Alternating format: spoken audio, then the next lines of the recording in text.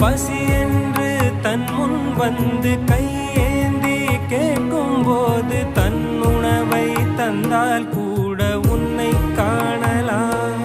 உன்னை காண பல கோடி இங்கு வாரி இறைக்கிறார்கள்.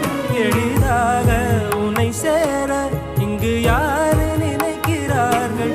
அலங்காரம் அதில் நீ இல்லை, அகங்கார மனதில் இல்லை. துளி கள்ளம் கபடம் கலந்திடாத அன்பில் இருக்கிறாய். உணர்ந்தே